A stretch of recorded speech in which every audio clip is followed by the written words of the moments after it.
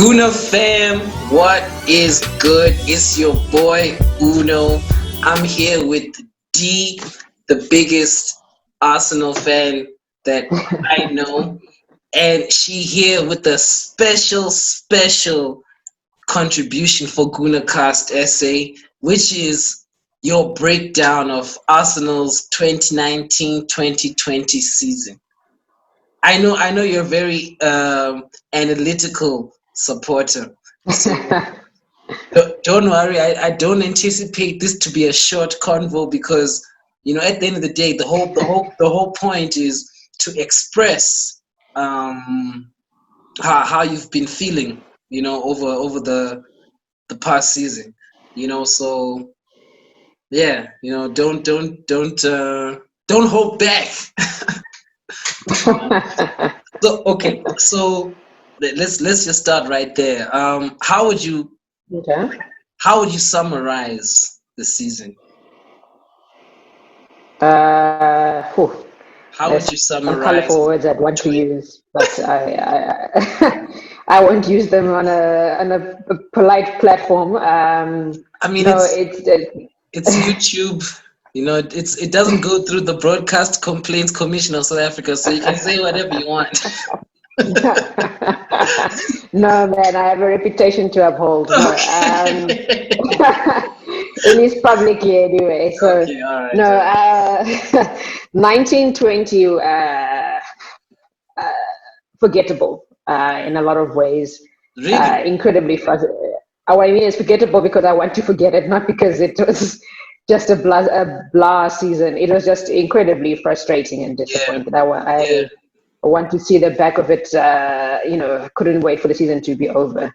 Mm. Um, Did you there were a start lot the of, I season mean, frustrated, though? Do you remember frustrated, and I starting? think yeah, I don't know if I was overly frustrated. I was disappointed with how the previous season ended, but the fact that Mm-hmm. we shot ourselves in the foot and missed out on the Champions League, Yeah. And and through and our that own, and that Europa trophy. yeah, and the final, of course. So Mm. there were a series of disappointments from the end of last season. But you try not to carry too much of it into the new season. It's counterproductive. Mm. So you want to give the manager a chance beginning of last season, Emery, but it just felt. I don't know if it was the fans projecting that disappointment onto him, but I don't know that he was sort of instilling us with the kind of confidence that you would want starting a new season afresh. I think, as much as I'm saying, you don't want to carry that hangover from the previous season, the way Yeah. things ended into continue into 1920. Mm. The poor play, the just lack of seemingly an idea of how it is that we want to play, and Mm. poor execution of whatever ideas there may have been. So you there was that sort of trepidation starting the new season off, but you don't want to bring all that baggage over Okay, unnecessarily. but But I but can think I ask you a question right there? yeah, We're talking about the coach, right? Or because yeah, yeah, Emery, yeah. at some point, did you ever feel, or were you ever sure, or did you doubt, whichever of the two, or even anything in Yeah. between, regarding Unai Emery being the coach? Did you see him as the man for the job? Did you not see him as the man for the Um, job? I think as things unfolded, it became apparent that he seemed to have lost the dressing room. I Mm, don't know. I think that the language issue was a problem. He mm, seemed to have communication challenges, but mm, he just, with all due respect to Unai Emery, I think his record speaks for itself in that he's not a bad manager. Don't get me wrong, mm, mm, but I think the language was a problem, and also he in my view, didn't seem to have the kind of conviction in his ideas that you need at that level. Obviously, it's mm, easier the more successful you are. If the results are coming, people to buy into it, and they weren't. So he had those issues coming together. But I personally, just seeing what we saw, I had a sense that the players didn't respect him. mm, and he seemed to project that he felt that because with mm, each conference as press conference as results kept remaining poor, you could see the confidence drain out of him. mm, And that's not unique to him. Obviously, every manager who's in that position often has a similar demeanor and so on. But it just seemed especially bad mm, with him. Probably made worse because of the communication challenges he was having. And my frustration with the season was not so much Emery alone, it was the indecisiveness of the powers that be to pull the mm. trigger when it The became whole quite the whole evident that this structure. wasn't working. Mm, mm, They didn't seem willing to, pull the trigger on ending the relationship with Emery, and I think that pushed things, I think, worse than they needed to be. And mm, then the lack of direction and idea or plan what was going on with under Freddie Ljungberg as well didn't help his cause. I don't know if they seriously considered giving him the job. Probably not, but still, it always felt like Freddie was on a hiding to nothing in terms of really trying to turn things around. So mm, I just felt it took too long to sort mm, out Emery and then bring Arteta in if mm, he was mm, always first of mind to come in. mm. Okay, all right. So now, when you think of, if you can recall maybe where you were in terms of your fandom at the start of the season, and then we think of where how the season ended, is it anything that you would have anticipated? Did you anticipate that it would have gone through three coaches? Okay, one being temporary, be that as it may, but I mean, did you foresee Unai Emery losing his job? Did you foresee? I mean, obviously, from last season, we would have liked for Arsenal to build, and last season we finished outside top four. This season would have liked to go into top four. So I'm asking, and from that perspective of like, maybe we came in here this season with that anticipation that we're going to do so much better than the previous season. But now that we're at the end of this season, um, did, did you see everything that has happened? Not just like the table, but even like the drama of the team surrounding the whole club. Like, I mean, one such one incident that keeps coming up in these conversations is Granit Xhaka and Yeah, his meltdown, and basically saying, "I don't want to be captain of this team." yeah. I mean, Um, all of that. How do you? I don't think anyone could have foreseen what happened in the season. I think Mm, it's one thing to say just to play poorly and mm, be have it be what it was, but all of the surrounding issues that took place. Again, I don't want to say it was solely down to Unai Emery, but I mm, just sensed that there was a lack of control over that dressing room, and it mm, filtered out into so many other areas at the mm, club. I mm, think anyone who's been a long-term Arsenal fan know how the club has always prided itself in its history in being, if I can say, almost drama free. mm, Let the mm, football mm. be what it is on the pitch. But behind the Exactly. scenes, Arsenal were one of the few clubs that didn't seem to have a lot of drama filtering out into the public. Yeah. So I Yeah. think that was particularly unusual. I think it all stems from that lack of control in the dressing room, whether it Mm, be from a captain or a manager or whatever. mm, It's spilled out into to everything else with all of the ups and downs, player discipline issues, apparently, like with Gendouzi under Arteta and so on. mm, mm, Beginning of 2019-20, I don't think anyone could have foreseen all of yeah. that. I think we're fortunate to have had to brought in eventually an Arteta-like character because as much as he's, the official title is head coach, I was thinking about it today after recent, we know what happened today with Raul Sani. Mm, Um, Arteta's mindset, regardless of title, is to be a manager, almost in the sense of Arsene Wenger, where you have control Yeah. and sight over all Yeah. of the club. Yeah. And Not just on it the seemed pitch. Mm. exactly, and Mm. it seemed when he came in, he was quite clear about what he wanted in that sense. Throughout the club, you read a number of articles about his arrival, how he went around to all the different support staff, shaking people's hands, talking to them one on one, getting everyone, not just the players, to buy into his The vision and vision. his Mm. plans. Mm. Mm. And I think for me, that's the biggest contrast to what had happened before and to Arteta's arrival. Having someone wanting to take that responsibility and command that respect and authority. So I think we're headed in the right direction in a number of ways.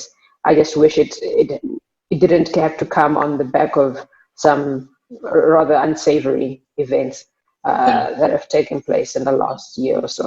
Mm. Yeah, no, it's been a it's been a interesting footballing season. I mean, it was a stop start, that whole COVID thing. I mean, we're still dealing with it. I want to Yeah. ask for you, what was like the lowest point? What would you say was the lowest point for the team this season? I don't know if I can think of a particular result. After a while, they all kind of blended together. Probably like Sheffield United away. I think Mm. when you think of where Sheffield United were and to be played off the park by Sheffield United as What Arsenal about what is about incredibly Aston poor. Villa when they were at the bottom of the table? Villa, And no, I think for me, when you're playing teams in the relegation, and don't get me wrong, it was an incredibly pathetic result, but that yeah, wasn't a low point for yeah, me because teams that are fighting tend yeah. to, Show the you spirit. know, Mm. always push. Yeah, exactly. But I'm not saying I'm more forgiving of the Villa result. I just think end of season when there's nothing really to play for at that point, being realistic, I'm not as fussed as I am in the heart of the season when you're supposed to be putting results together and really pulling it up. Um, Things like Sheffield, the Sheffield United away result was incredibly poor. Losing to Brighton, early on when the restart happened. When you Mm. think about, where the log ended, there were a lot of really pathetic points that we dropped. I mean, I think what's one thing that Arteta will be looking to address quite keenly is the fact that we lost, I think, in total over the season, 21 points from losing position, from winning Mm. positions, and Mm. 15 of those points happened under Arteta.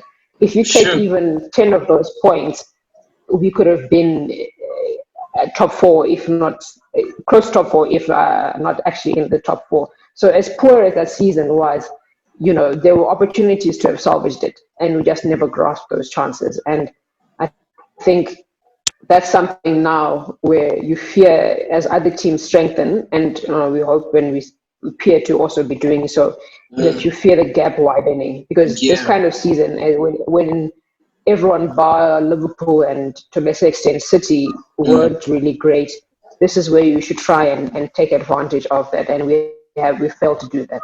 Yeah.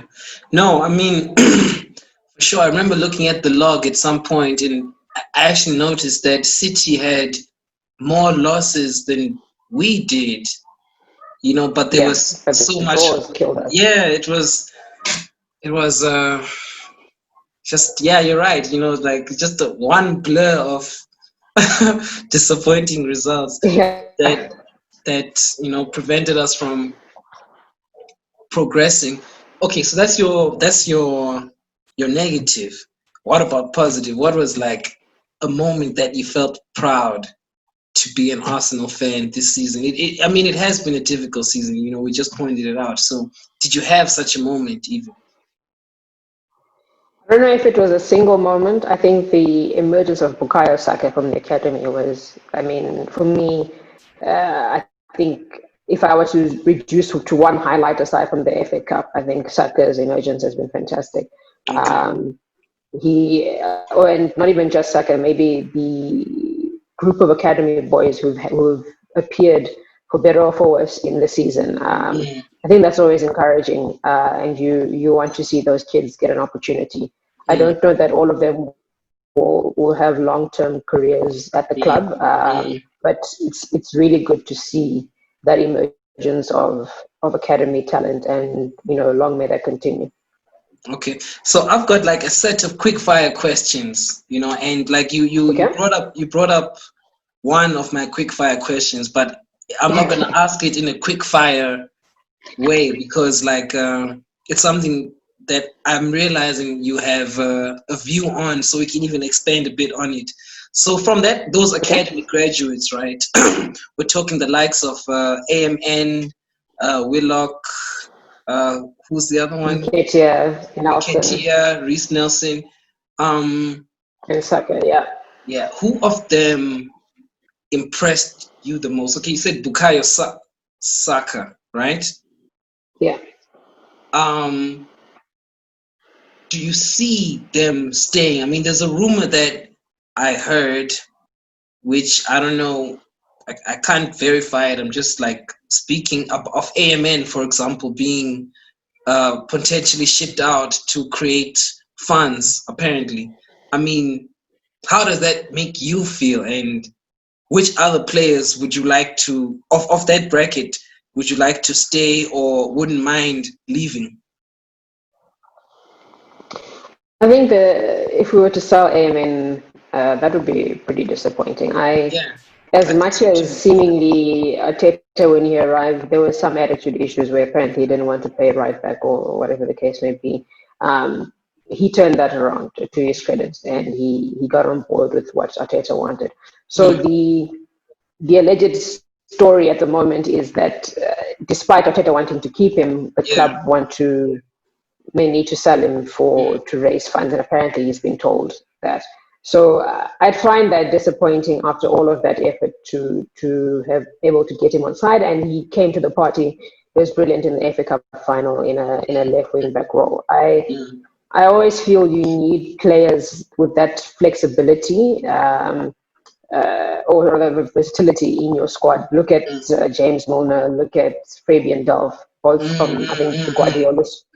The Yeah, Guardiola school of adaptability of yeah, midfielders. So yeah.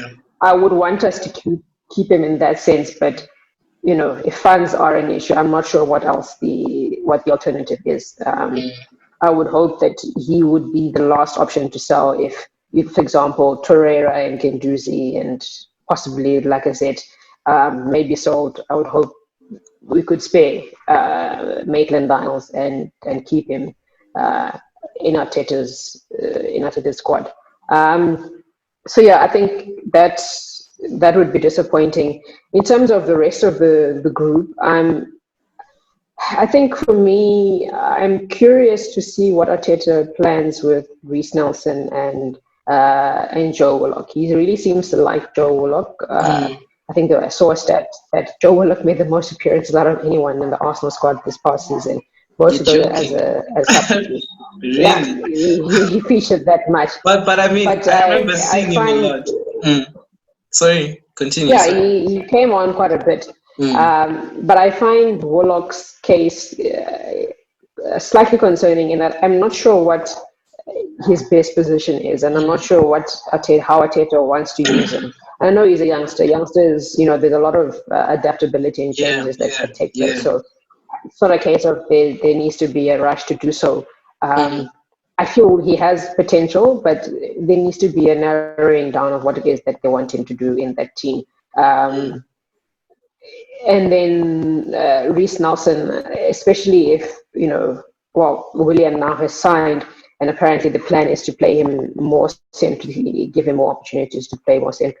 So it'll be interesting to see what the system is and where he slots in, and what, if any, effect that has on Reese Nelson on the wing, with Pepe in there as well, and so on. So, I'm mm, not sure Nelson has reached the heights everyone thought he might so far, considering how well he started his loan in Germany in the previous season. mm, So I hope if he's staying, that Arteta, there's a plan there to try and really elevate him, to help him pick up his form. Okay. And in Ketia, I just hope there's I more was end about to go product. there. He works very hard, and I Mm, think that's part of why Ketia really likes me. Really, he's mm, on the good books of the mm, manager. Works his socks off, but mm. as a striker, and I know again he's 20 years old, so Yeah, time and need to give him a chance to do that.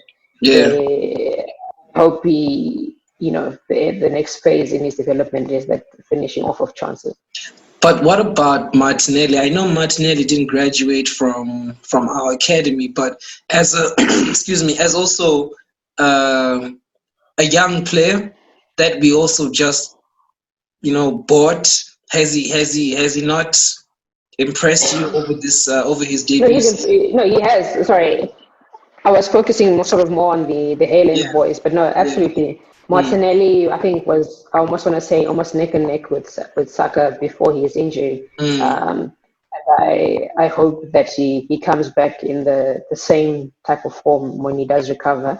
yeah, Martinelli is a fantastic prospect to yeah. have come in from lower leagues in Brazil to thinking he was coming in to join the academy and to be elevated to the Mm, first team pretty much from the start is fantastic. He has a really high ceiling, in my view, yeah. fitness permitting. Mm, Yeah, I think if you can get Martinelli and Nketiah fit and firing to a certain extent, if they're getting the opportunities and the chances, mm, I think that could ease some of the burden of Aubameyang. yeah. Not to say that I think either is ready to sort of be a regular starter necessarily at this point, but Mm, I think Martinelli in particular has shown that he can pitch in with a fair share of goals, yeah. and he can also play across that front three. Yeah. So he'll be important He's once he definitely gets back. he's definitely a player for the future, for our future. Yeah. So, all right. As we continue our recap, I'm gonna get into like the rapid fire, the rapid fire. And Okay. there's no wrong or right answer. I prefer if Okay. the answer comes off as quickly as possible. I mean, I can't tell you how to answer, but if it's quick fire, then the first answer that comes to your First head. thing that comes to mind. Yeah. But a lot of people have turned around and said, "Oh no, actually, I want to change that." So if you're going to do that, it's fine. I understand. It's also been a long Okay. season. There's a lot to jam into your mind about how this Yeah. There's a lot I've forgotten as well. So it's yeah. exactly. Yeah, exactly. So first question. You don't have to say Obama Yang, but I'll understand. Your Yeah. player of the season. Over. Yeah. It's Aubameyang. I think the top three was correct. Aubameyang, Leno Leno, and Saka. and Saka. Yeah, I agree 100%. Most improved player. Saka. That I Saka. mean, it's come out of nowhere. So that I think that Some, has to be him. someone else mentioned Shaka. I personally can't. I don't think so. I think I don't know if it's most improved. I personally, Xhaka's talent has never been an issue. It's been about figuring out where best he fits into the team. Okay, And Arteta has found the system that works for him, compliments him. So at least you for now. wouldn't. Yeah. I mean, No, I never had an issue with his ability. I had an issue with the system we were playing and him not being able to do well enough in that setup. okay. He was making a lot of mistakes, yes, we know, and etc. But Mm, I don't know if I would put him in that category of most improved. okay, I want us to come back to Shaka. Let's go back to the Okay. quick fire. Player that surprised you the most. Phew, that's a tough one. I probably have to be Saka again. I just didn't think a boy at left back, then ability to be playing into a left wing Mm, around their left midfield. mm, Probably a tie between Saka and Martinelli. okay, that's fair. Signing of the season. Uh, Kieran Tierney. Okay, all right. I like that. You're the second person to say that, and I don't know why I hadn't considered it, but it makes sense. Like if I think about it a bit. What about a player who didn't perform to your expectation, or what was expected of them, rather? Probably I'd have to say, like I said, I think he had a really barren spell in the middle of the season in Mm, particular. mm, Um, Especially when he was now playing centre forward, whether with Aubameyang on the left or on mm, his own. I just think mm, he lost quite a bit of form and mm. confidence seemingly as well. So I thought that he had a pretty disappointing season by his standards.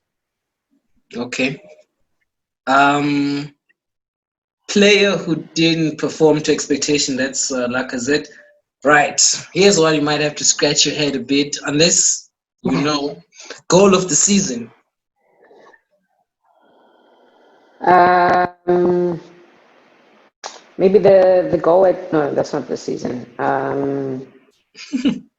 There's something to be said for Aubameyang's goal in the semi-final against City. That move was just phenomenal. So as a team move, I'd probably say that maybe Lacazette's screamer against Spurs, top two Yeah, in that's like that's that. that's definitely one of the most voted for goals. A lot of the other guys are like, yo, that Lacazette goal, that was a banger. you know. So okay, all right. Yeah, So we've gone through the quick fire. Your best young player you said was Saka, right? Now yeah. I want us to talk a bit about two players, three players specifically. Um, the first one is Pepe. hmm Tell me everything that you feel about Pepe. I think Pepe has been decent. I think I would give him a passing grade if I was rating his season. But Do you, like when you're in do school, you, a lot to improve on. so is it that because of the price tag or because of what you saw? Like um, Pepe on paper, anyway, his contributions have been second to Aubameyang in his maiden season at at the club, and a lot of people were criticizing him throughout the season, saying for 72 million, this guy is not coming to the party. But now that the season is over, how do we feel about the 72 million rands, a dollar, a pound signing? Yeah. I think okay for a player, players don't decide their own price tag, so Mm, mm, that's not really something that Pepe. So yeah, it's the price tag thing is not Pepe's fault. I think for me, what I found again, and partly not his fault either, just the lack of system of where he was playing. There was a lack of consistency on what his best position was, and I think he struggled with that. England also, is different to the French league, so you want to give players a certain amount of time to adapt. mm, Um, you know, Pepe is 24. Was 24 when he arrived, if I remember correctly. mm. It's not a 29-year-old seasoned professional and so on. So there was a lot of pressure that comes in. So I almost not, I'm saying I excuse him, but I want to allow some leeway up to a point. I think once Ateta arrived and going on what he himself has said around wanting him to work harder and focus on certain things, I thought that particularly post restart, you could see those changes in him coming into his play. I thought he was very good in the FA Cup final and the semi-final. He not just from a goal contribution perspective, just his overall play. He's starting Overall to contribution. influence. Mm, He's starting to influence our play more. I think he's one of the players who will benefit most. Probably that whole front line of having another creative outlet in midfield to to join up there. I don't know if him and Bellerin or maybe playing as well as they could be together. Hopefully that improves with time. mm, whether it's Bellerin or Cedric Suarez. So I think, you know, as much as fans, we say we want you spend X amount on a player and then they may just come and hit the ground running. mm. Uh, you It know, you takes should time. allow guys to. Yeah. It does take time. Mm. Foreign country, foreign language, foreign league players never played with, and to join at a time where the team is having its worst season Yeah, in a in very long years. time. You Yeah. know, Mm. that's not Pepe's fault, and he Yeah. was bound to be affected by all of that. So it's Yeah. one thing if he joins, you know, a high flying team that's in its rhythm, and maybe he's the odd man out. So I don't think we should judge him based on that. Hey, sorry about that. I think Telcom is just misbehaving. Um, okay, we're still talking about Pepe, or must we move on? Because I don't remember where you were. Yeah, I just said that. I think I have high hopes for Pepe in the new season. Okay, all right. So now you spoke about creative outlets. Other people call it creative deficiencies in our team. And it brings me to the second player I would like your view on, which is, drum roll please, Mesut Ozil. How do you feel Yeah, about our boy Ozil? I feel sad. I think Yeah. that's probably the overwhelming emotion with Mm, Ozil. mm, This is a guy at one point was the most popular player at the club. I think I can say that yeah. quite fairly. Yeah. And it's devolved into this situation is disappointing, and Mm, seemingly in a very short space of time. Because before the lockdown break or shutdown in the league, he was playing under Arteta. So I mm. don't know what happened between then and now. That's been disappointing, and the fact that it's quite clear that the club want to get rid of him, and you know he goes out and makes this does this interview that he did 2 days ago.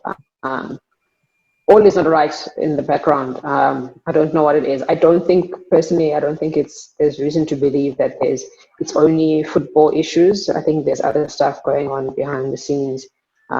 Maybe partly to do with when he was attacked and his house was robbed, and all of these things, and Did, having a did new did you baby and hear all of that that stuff. There's a lot of that apparently because of certain comments that he made regarding politics in China, I think they yeah, the banned Uyghur Arsenal Muslims games. and Mm, they banned Arsenal games in the China human. for certain. Yeah, I don't think that's part of why the coach would want to not play him. I don't think Arteta is that type. Mm, And you must also say, reflect that it's not Arteta alone who's had issues with him.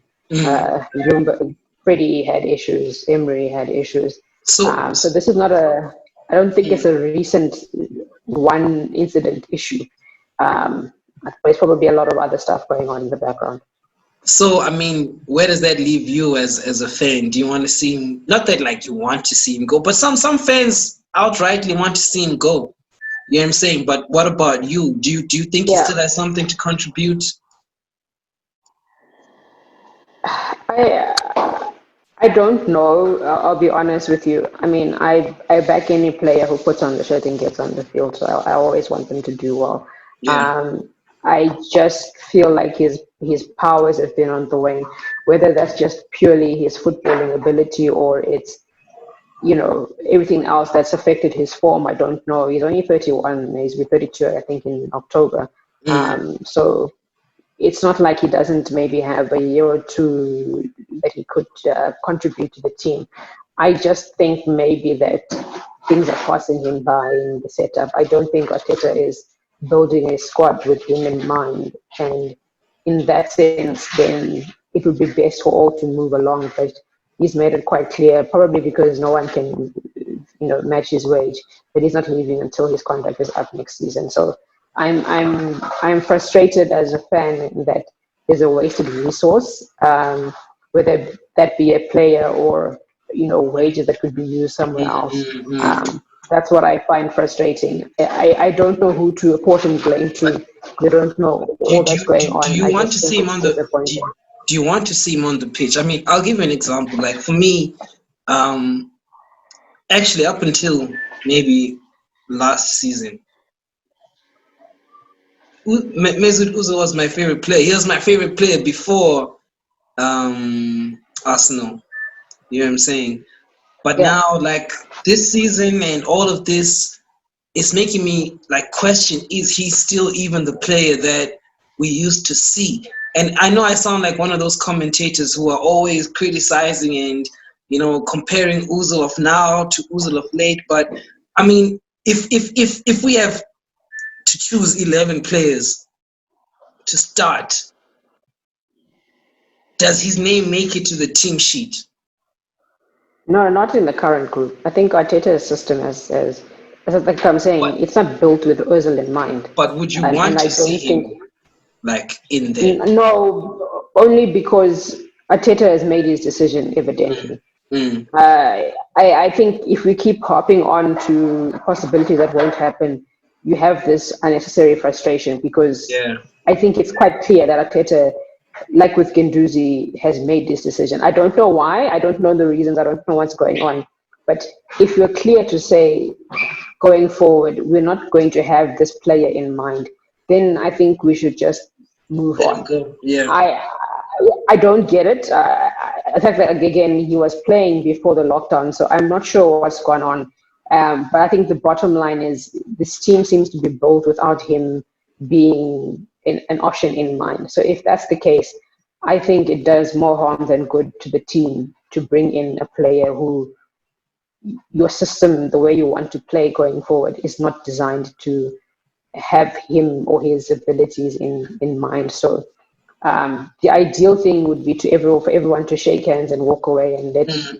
Özil move on to his next chapter. But that's seemingly not going to happen. So it seems like we'll have this background story around for quite a while, which is incredibly sad and And it's disappointing. heartbreaking, yeah. Like, I mean, for the players and for the team, like you're saying.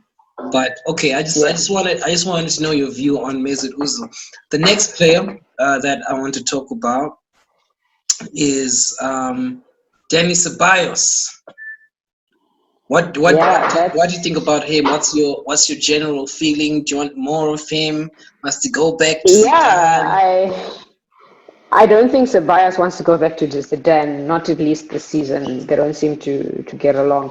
Mm, Um, but it seems Real are going to pull him, are not going to allow him to go out on loan again, which is a very big problem for us. I mm. think it would mean Arteta having to get an additional body in midfield, Ash. uh, which I don't think necessarily they would have been counting on doing. Yeah, Um, and also the fact that he seemed to have found his stride yeah, in the restart under yeah, Arteta and yeah. the midfield system that he picked. So I think it would be It would be win-win for sad to see him everyone. go. It would be sad to see him go. It would be win-win for everyone if he could stay and at least have one more season with us ahead of Euro next year. So I'd be sad to lose him. But if you can't afford to buy him outright now, then rather let's go out and unfortunately have to start again with another midfield option. Ash. Damn. which which now brings me to like the closing question. So we spoke a bit about this past season that has finished, and Yeah. I don't know. Some will say we were lucky to walk away with the trophy. I don't know. Some will say we earned it. I'm. I don't know. But point is, we got some silverware. It's something that can boost the players' Yeah. confidence, right? So Yeah. 2020, 2021 season. What do you expect from the Arsenal, and what would you like to see? I mean, we're already seeing during this downtime the purchase of William. Now, do you think that is I heard you mention it earlier, but I wanted us to get into it. Do you think that's an indication of the club's ambition, or is it something that we're getting wrong? And what do we need to do? Which positions need to be filled? Which players need to be let go? Like how do we go forward? And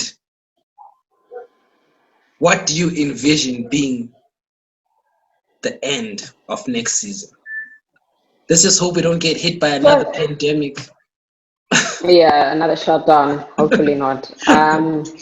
I think maybe let's if I start with Willian. Yeah, I'll be honest. I find it to be a very curious signing. Mm.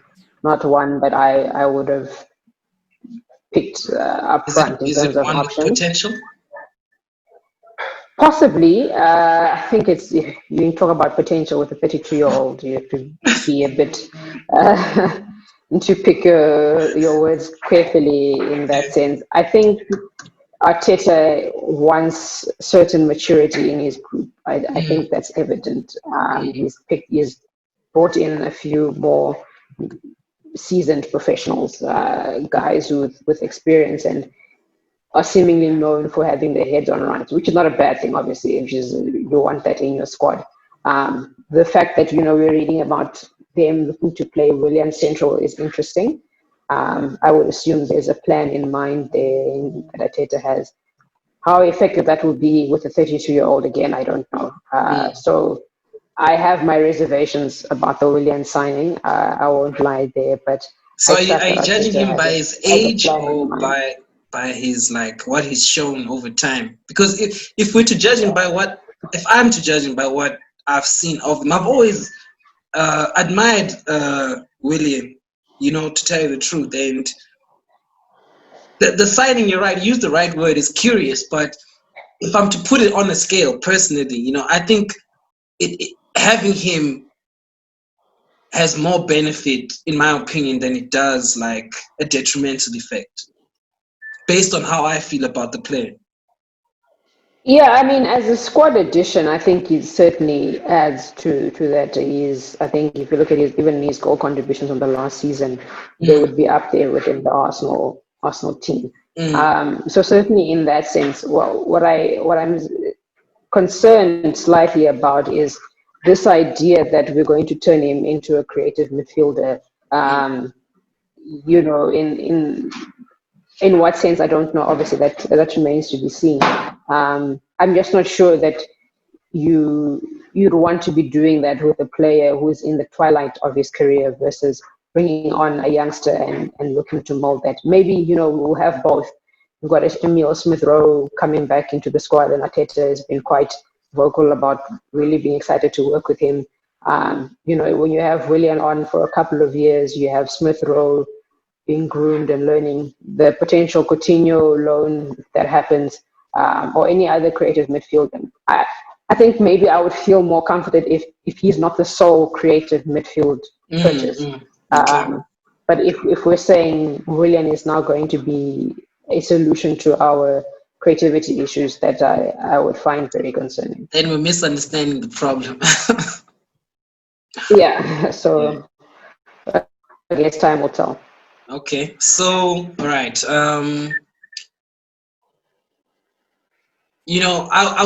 I personally wouldn't chastise you for anticipating that we might not finish inside of the top four. But as things stand, if you were to predict, I know you're not a fortune teller, but Yeah. and we're also not trying to get too much into wishful thinking, but with what we have right now on paper, our current situation, where do you see us finishing next season? I have a feeling, and I'm really not the most optimistic person, I'll be honest. I have a sneaky feeling that I think Arsenal could finish in the top four. And Okay. I say this because I feel that, yes, pound for pound, the squads are not the same in terms of quality. Mm, I do, however, feel amongst United and Chelsea and whatever, and I know they're going to go out and spend millions upon millions. Um, I do feel amongst the coaches, and I might be jumping the gun. I feel Arteta is the best of that group. mm, So I think there's a sense that the more time he has with the team, if nothing else, there's almost a chance of overperforming with this group. Like I mm, said, some of these stupid results, even in the restart, if we hadn't made some of these mistakes, we could have been a lot closer, if not in Yeah, the actual top four itself. yeah, So I yeah. don't think the gap is as wide as things might suggest, despite where Mm, we finished. mm, Um, I think it's beyond signings. It's discipline in the team. It's defending better. Things that already we're starting to see are improving. mm. So if we're to have an uninterrupted season, hopefully the players remain fit and firing.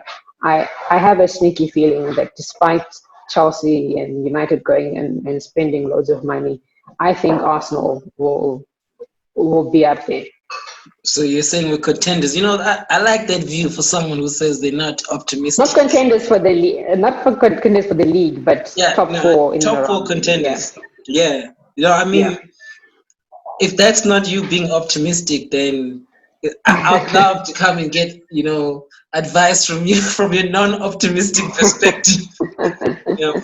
But yo, Coach D, thank you so much, man. I call you Coach D because you got the points, you got valid points. You know your football, and I enjoy listening to you. I know the other Guna Fam resident panels also value your contributions. So I'm looking forward to speaking to you on the Community Shield match and every other match going forward from there. Yeah, And it should be interesting. Liverpool and yeah. Arsenal, who they feel. I think there'll be a lot of youngsters in that game, which is always fun. Yeah, man. I'm looking forward to it. It's Liverpool. It's the new. Yeah, It's a new season. There's and a new season always brings hope, man. So yeah, exactly. I'm definitely looking forward. I'm also looking forward to hearing more from you. And I know our supporters, our Gunacast SA supporters, are also looking forward. So please don't be scarce in the future. We'd love to hear from you, Coach D. And thank you so much for all your contributions, for making time for us to engage. And you're valued, definitely. No worries. Thanks so much for bringing me in. It's always fun. I think it's also always good to feel like you're not alone in sharing the frustrations of Arsenal. We know it's not an easy thing to be a Gooner, so it's always Yeah. good to share in that community, especially To, now since we can't to pop into the distribute. pubs and at Yeah, least yeah. I want to drink our ask you a sorrows question. away. Actually, like somebody asked me, how come we've never Yeah, seen you at the Brazen Head? Because that's you know, that's where we all met. That's the official Joburg fan club for Arsenal. I've been to Brazenhead I think twice. Mm, I think once that awful Carling Cup final a couple of seasons back against Man City, mm, and I think one other occasion.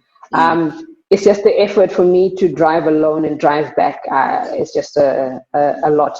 So I've just drink at home and shot at the TV sometimes is Okay. easier. But no, Well, once things ease up, I'll definitely make a turn yeah, to come through. because prior before COVID, we were always there. After COVID, we'll still be there. So please do come through and engage with us and engage with other Arsenal fans, and let's share the pain and the joy. Absolutely, I'll definitely come through more often. Thank you so much. Thank you so much, D. You're appreciated, and see you soon. Thanks very much, Uno. Keep All well. right. Looking forward to the next few weeks. Always never boring being an Arsenal fan. Hey, it's always something. Something. Okay, cool. Keep Peace. well. Cheers. Bye. Bye.